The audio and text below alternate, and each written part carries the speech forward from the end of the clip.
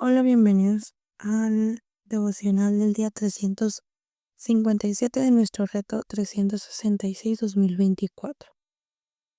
El devocional de hoy lleva por título Pureza y Poder.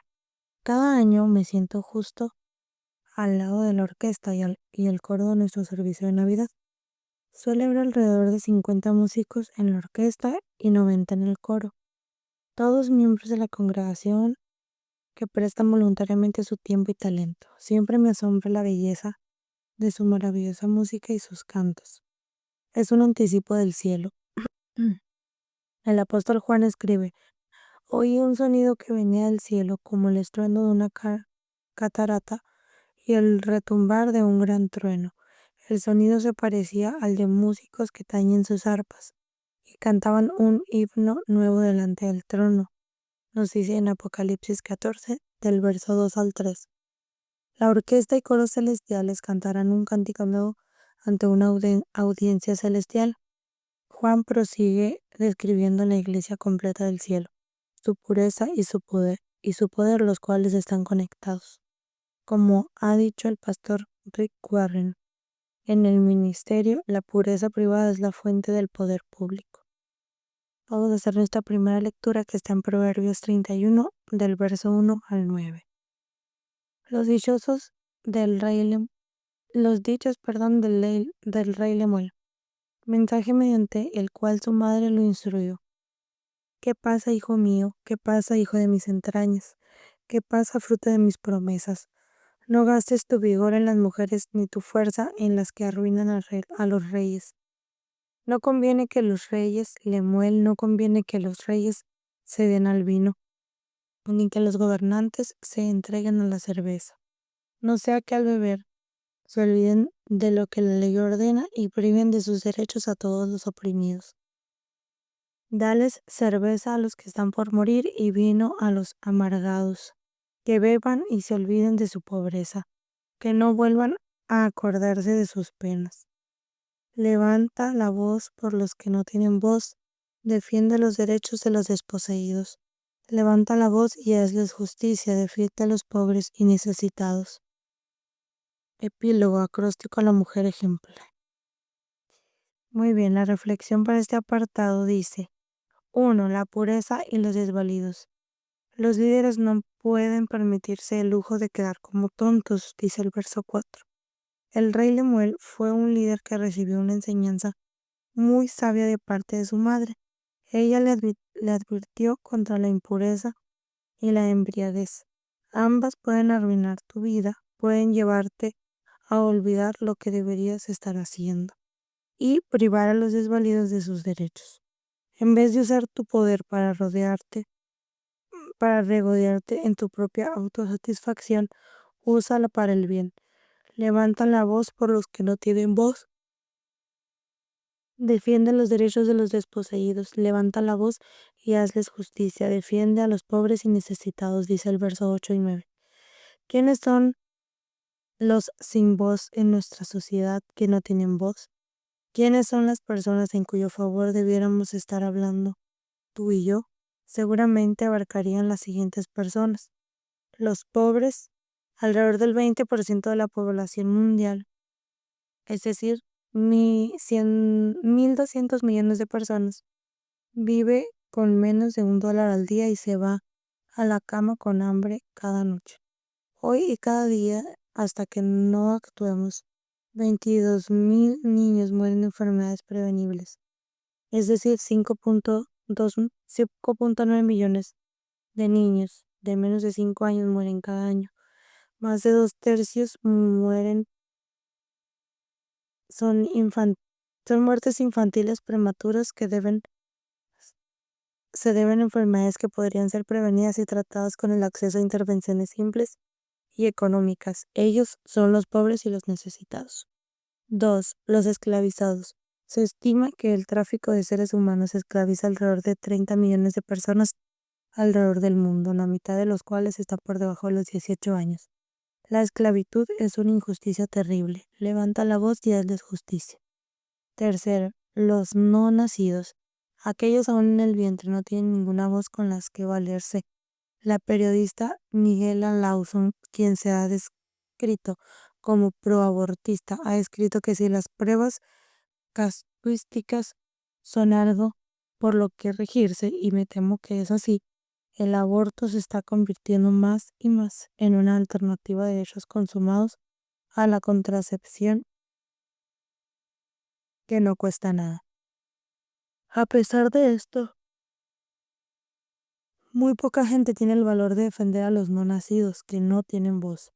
Hoy en día, 4. Los encarcelados.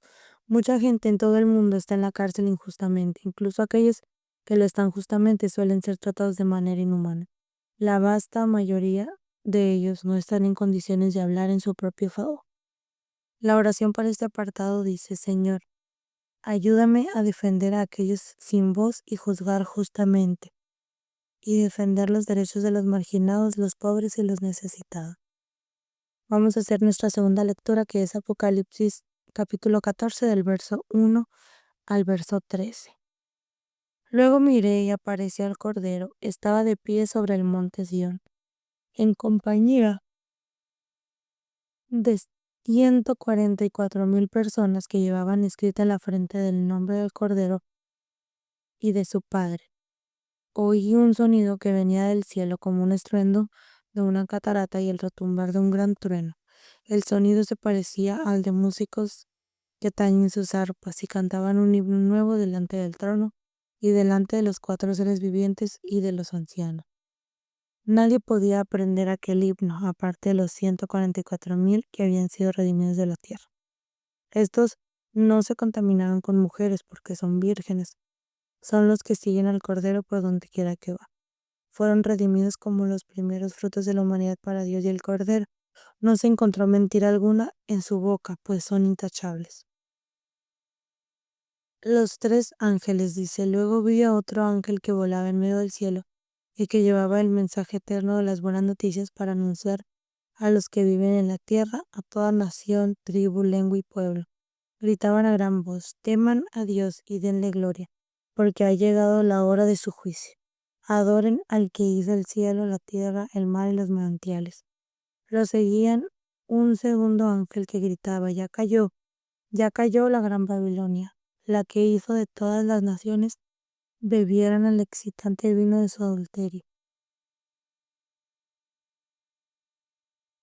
Lo seguía un tercer ángel que clamaba a grandes voces: si alguien adora a la bestia y a su imagen, se deja poner en la frente o en la mano la marca de la bestia, beberá también del excitante vino de la ira de Dios, que en la copa de su ira está a punto.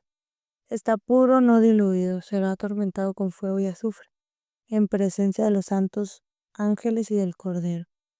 El humo de este tormento sube por los siglos de los siglos. No habrá descanso ni de día ni de noche para el que adore a la bestia y su imagen, ni para quien se deje poner las marcas de su nombre.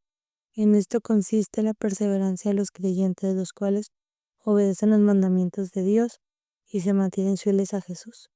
Entonces oí una voz del cielo que decía: escribe, dichosos los que ahora en adelante mueren en el Señor. Sí, dice el Espíritu, ellos descansarán de sus fatigosas tareas, pues sus obras son acompañadas. Vamos a leer la reflexión para este apartado, que dice: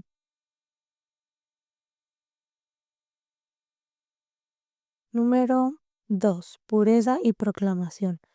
Me quitó el aliento, dice el verso 1. Jesús, el Cordero de Dios, se alza en el monte Sión con sus 144,000 seguidores que llevaban escrito en la frente el nombre del Cordero y de su Padre. Representan a la iglesia completa que adora toda ella junta.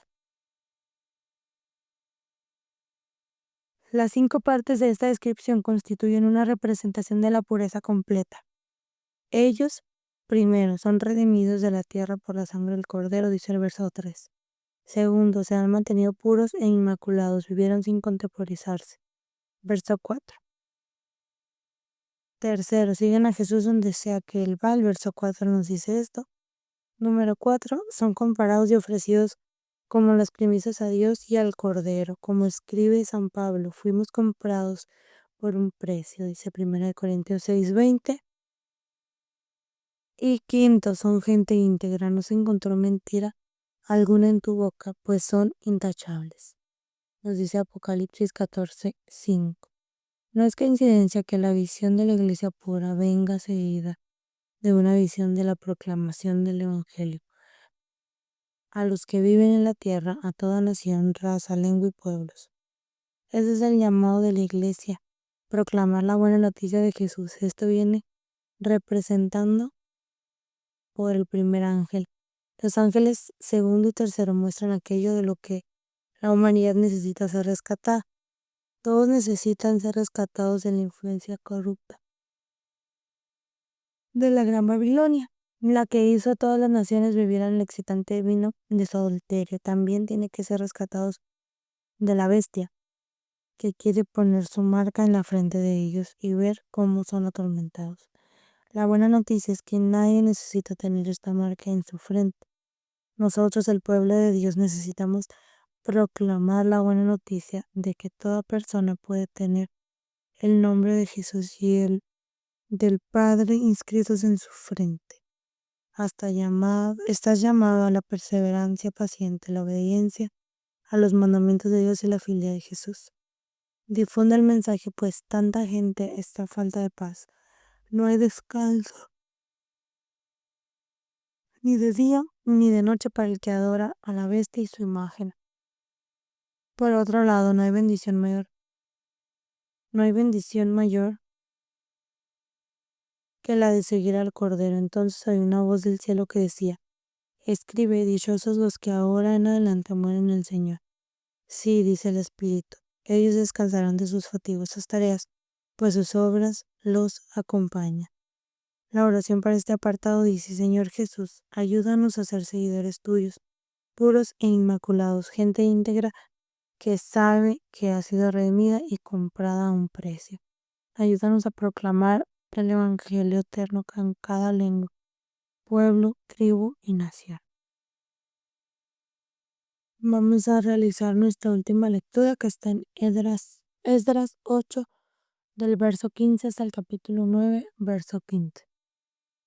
A estos jefes de familia los reuní junto al arroyo que corre hacia el río Ahava y acampamos allí por 3 días. Cuando pasé revista a todo el pueblo y a los sacerdotes, no encontré ningún descendiente de Leví.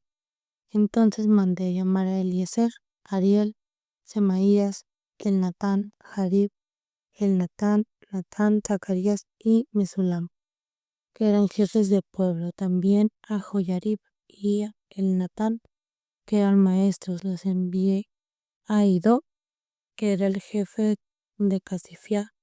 Les encargué que pidieran a Idó y a sus compañeros, quienes estaban al frente de Casifiá, que nos proveyeran servidores para el templo de nuestro Dios.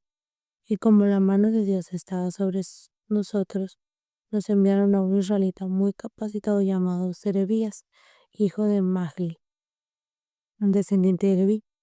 Con él vinieron sus hijos y sus hermanos, 18 personas en total. También nos enviaron a Hasabías y a Isaías, descendientes de Merari, junto con sus hijos y hermanos, 20 personas en total. Además del grupo que David y sus oficiales habían asignado para que ayudaran a los levitas, nos enviaron 220 servidores, los cuales son registrados por su nombre. Luego, estando cerca del río Ahava, proclamé con ayuno para que nos humilláramos ante nuestro Dios y le pidiéramos que nos acompañara durante el camino, a nosotros, a nuestros hijos y nuestras posesiones. En realidad sentí vergüenza de pedirle al rey que nos enviara en pelotón de caballería para que nos protegiera de los enemigos, ya que le habíamos dicho al rey que la mano de Dios protege a todos los que confían en él. Espero que Dios descarga su poder y su ira contra quienes lo abandonaron. Así ayudamos y oramos a nuestro Dios pidiéndole su protección, y Él nos escuchó. Después aparté a 12 líderes de los sacerdotes, Serebías, Hasabías y 10 de sus parientes. En presencia de ellos pensé el utensilio sagrado y las ofrendas de la ley, su consejero, sus oficiales más importantes y todos los israelitas allí presentes habían entregado para el templo de nuestro Dios. Lo que pensé fue lo siguiente: 650 talentos de plata, utensilios de plata que pensaban, 100 talentos de oro, 20 tazas de oro que pesaban 1000 dáricos y dos recipientes de bronce pulido de la mejor calidad, tan preciosos como el oro. Luego les dije: ustedes y los utensilios han sido consagrados al Señor. La plata y el oro son una ofrenda voluntaria para el Señor, Dios de nuestros antepasados. Vigílenlos y guárdenlos hasta que los pesen en los aposentos del templo del Señor, en Jerusalén, en presencia de los líderes, de los sacerdotes, de los levitas y de los jefes de familia del pueblo de Israel. Así que los sacerdotes y levitas recibieron la plata, el oro y los utensilios que fueron pesados para llevarlos al templo de nuestro Dios en Jerusalén. Al día 12 del mes primero partimos al río de Abama para ir a Jerusalén. Durante todo un trayecto, la mano de Dios está sobre nosotros y nos libró de enemigos y asaltantes. Al llegar a Jerusalén nos quedamos descansando 3 días. Al cuarto día pesamos la plata, el oro y los utensilios del templo de nuestro Dios, y entregamos todo al sacerdote Meremoth, hijo de Urías. Eleazar, hijo de Fines, estaba allí con él, lo mismo que los levitas Josabad, hijo de Jesúa, y Noadías, hijo de Binui. Ese día pesamos y contamos todo y registramos el peso total. Luego, al honor del Señor Dios de Israel, los que habían regresado del cautiverio ofrecieron los holocaustos en ofrendas por el perdón del pecado de todo el pueblo: 12 novillos, 96 carneros, 77 corderos y 12 chivos. Y se les entregaron los derechos del rey a los sátrapas del reino y a los gobernadores de la provincia al oeste del río Eufrates, los cuales prestaron todo su apoyo al pueblo del templo de Dios. Después de todo eso, se me acercaron los líderes y me dijeron: el pueblo de Israel, incluso los sacerdotes y levitas, no se han mantenido separados de los pueblos vecinos, sino que practica la costumbre abominable de todos ellos, es decir, los cananeos, hititas, fereceos, jebuseos, amonitas, moabitas, egipcios y amorreos. De entre las mujeres de esos pueblos han tomado esposas para sí mismos y para sus hijos, mezclando así el linaje santo con el de los pueblos vecinos. Y los primeros en cometer tal infidelidad han sido los líderes y los oficiales. Cuando escuché esto, me rasgué la túnica y el manto, me arranqué los pelos de la cabeza, de la barba, y me puse muy angustiado. Entonces, por causa de la infidelidad cometida por los repartidos, se reunieron a mi alrededor todos los que estaban temerosos ante la palabra de Dios. Yo seguía angustiando hasta la hora del desafío, del sacrificio de la tarde. Ahora el sacrificio me recobró mi abatimiento, y con la túnica y el manto rasgado, caí de rodillas, extendí mis manos hacia el Señor mi Dios y dije en oración: Dios mío, estoy avergonzado y humillado para levantar el rostro hacia ti, porque nuestras maldades se han amontonado hasta cubrirnos por completo. Nuestra culpa, nuestra culpa ha llegado hasta el cielo, desde los días de nuestros antepasados hasta hoy. Nuestra culpa ha sido grande debido a nuestras maldades. Nosotros, nuestros reyes y nuestros sacerdotes, fuimos entregados al poder de los reyes de otros países. Hemos sufrido la espada, el cautiverio, el pillaje y la humillación, como nos sucede hasta hoy. Pero ahora tú, Señor y Dios nuestro, por un breve momento, nos has mostrado tu bondad al permitir que un remanente se establezca en tu santuario. Has permitido que nuestros ojos vean la nueva luz y nos has conseguido un pequeño alivio en medio de nuestra esclavitud. Aunque somos esclavos, no nos ha abandonado, Dios nuestro, sino que nos ha extendido tu misericordia a la vista de los reyes de Persia. Nos ha dado nueva vida para que reedifiquen tu templo y reparen las ruinas y nos ha dado un muro de protección en Judá y en Jerusalén. Y ahora, Dios nuestro, después de lo que hemos hecho, ¿qué podemos decir? Hemos abandonado los mandamientos que nos diste por medio de siervos los profetas, cuando nos advertiste. La tierra que van a poseer está corrompida por la impureza de los pueblos que la habitan, pues de un extremo a otro ellos le han hablado con sus abdominales. Por eso no permite que sus hijas ni sus hijos se casen con los hechos del pueblo. Nunca busquen el bienestar ni la prosperidad que tienen ellos, para que ustedes se mantengan fuertes y coman de los frutos de la tierra y luego se la dejen por herencia a su descendencia para siempre. Después de todo lo que nos aconteció, por causa de nuestras maldades y de nuestra grave culpa, reconocemos que tú, Dios nuestro, no nos has dado el castigo que merecemos, sino que nos has dejado un remanente. ¿Cómo es posible que nos vamos a quebrar tus manualidades contra el mundo? Matrimonio con las mujeres de estos pueblos que tienen prácticas abdominales. ¿Acaso no sería justo que te enojaras con nosotros y nos destruyeras hasta no dejar remanente ni quien se escape? Señor Dios de Israel, tú eres justo, tú has permitido que hoy esté sobreviviendo como romance. Culpables como somos, estamos en tu presencia aunque no lo merecemos. Ni bien vamos a leer la reflexión para este apartado. Y dice, número 3, pureza y acción. Te estás enfrentando a los desafíos que hay ante tu vida. Edras se enfrentaba al enorme desafío de liderar el viaje de vuelta a Jerusalén y la reconstrucción del templo. Tuvo que liderar una compañía de 5.000 personas, incluyendo las mujeres y niños, durante una peligrosa marcha de 4 meses a través de regiones deshabitadas, llevando consigo vastas cantidades de dinero y objetos preciosos. Sabiamente Esdras empezó por los líderes, entonces mandé llamar a jefes del pueblo y eran maestros. El liderazgo fue una clave para el cumplimiento de la revisión de Esdras del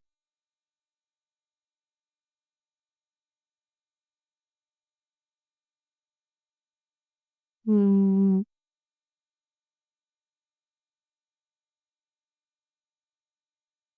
mm. El liderazgo fue una clave para el cumplimiento de la visión de Esdras del retorno y la reconstrucción. El cumplimiento de casi todos es dada por Dios, requiere de estas tres cosas. Uno, que todos oren. Esdras además era un hombre de oración. Antes de empezar la marcha proclamó un ayuno. Todos se humillaron y se rompieron a Dios. Tener un viaje seguro. Dios escuchó su oración, así que desayunamos y oramos a nuestro Dios pidiéndole que su protección y Él nos escuche. Dos, que todo salga bien. En presencia de ellos pensé el oro en utensilios sagrados y las ofrendas que el rey, sus consejeros, sus funcionarios más importantes y todos los israelitas allí presentes habían entregado para el templo de Dios. Que todos sirvan. Los que habían regresado del cautiverio ofrecieron en holocausto y como ofrenda de expiación, y se les entregaron los derechos del rey a los sátrapas del reino y a los gobernantes de la provincia del oeste del río Éufrates, los cuales presentaron todo su apoyo al pueblo y al templo de Dios. Dios lo bendijo de todas las maneras en la reconstrucción de las casas de Dios Pero a pesar de la fidelidad de Dios con ellos, el pueblo no fue fiel a Dios. No se mantuvieron puros, no era tanto por el hecho de que se hubieran casado con extranjeras, como por el hecho de que se habían contaminado con las detestables prácticas de las naciones de su entorno. Los líderes y los oficiales habían liderado el camino con su infidelidad. En contraste, Esdras nos da un gran ejemplo de no tomarse el pecado a la ligera. Está absolutamente devastado cuando nadie escuche esto y me, y me pone muy angustiada. Cayó de rodillas con sus manos extendidas ante el Señor e hizo una oración que sería bueno que usáramos para que nosotros mismos y para que la iglesia hoy, Dios mío, estoy confundido y siento vergüenza al levantar el rostro hacia ti, porque nuestras maldades se han amontonado hasta cubrirlas por completo.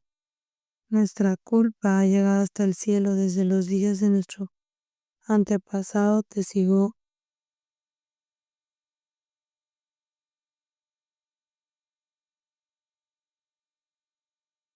mm,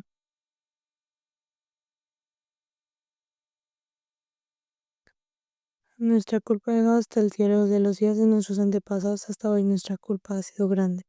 Debido a nuestras maldades, nosotros hemos sufrido la humillación.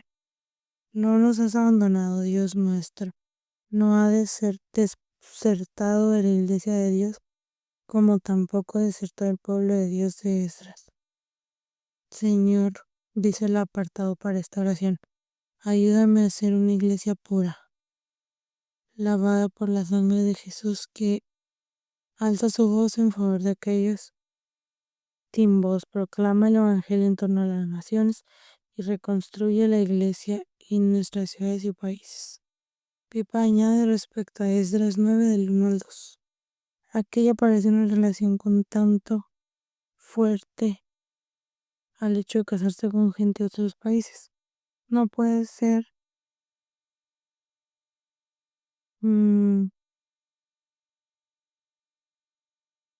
y el rey David tenía una ascendencia de octavo de Moabit. Tiene que ser por causa de sus detestables prácticas. Cuando Salomón se corrompió por las mujeres, Esdras tuvo que ver las influencias de aquellas mujeres que destruirían completamente la fe del pueblo de Dios. Muy bien, eso es todo por el devocional del día de hoy. Te invito a reflexionar de manera personal, que tomes un tiempo para orar y para leer y que lo compartas con una persona que creas que le pueda ser de ayuda y de bendición.